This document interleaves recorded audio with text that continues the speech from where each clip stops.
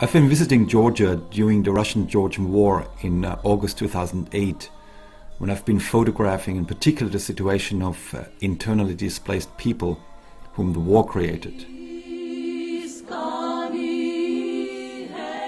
Now, 1 year after the war in August 2009, I've been revisiting Georgia and, in particular, the people and places that I've been photographing a year ago. But my approach this time was slightly different than a year ago.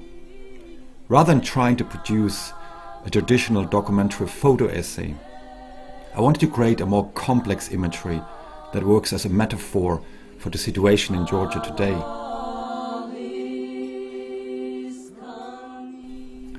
I have dubbed the series Nachklang, which means reverberation, echo, as the echo of the war is still very much visible today in Georgia, in almost every aspect.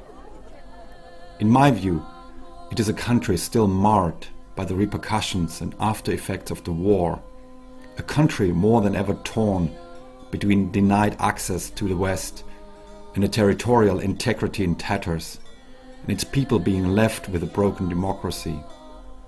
A Georgia more than ever in limbo and with a lot of ambiguity. And that's exactly what I wanted the images to reflect.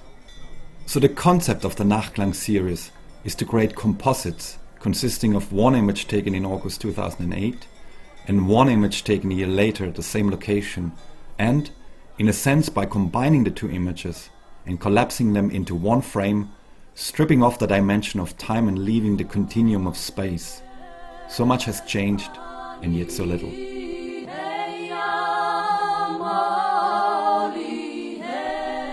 For example, look at the apartment block that has been bombed and burned out a year ago.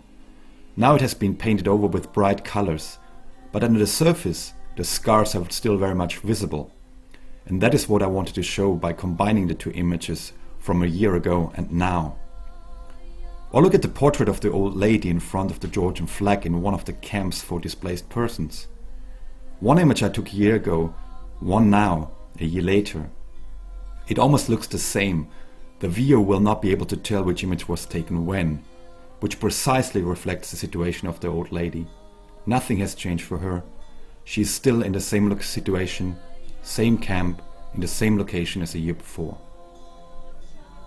In some of the other images you will see that the apparent banality of everyday life conceals the wounds underneath them. For example, look at the sports school, where a year ago displaced people were begging for food, and now the wrestlers have taken over again and practice their sports. Or the chess club in Gori, where a year ago soldiers were based and now young people go about their business again, almost oblivious to what had happened a year ago. One iconic image for me is the image of the burned out fridge, an old fridge from Soviet times, which now has been replaced by a modern, yet small and faceless Venus fridge, a fridge without identity. And I guess the image that sums it up for me is the image of the bomb crater in Gori, Stalin's birthplace, where a year ago a Dutch journalist had died. It is now covered with bitumen again, glossed over. In my composite image, the wound underneath is still visible.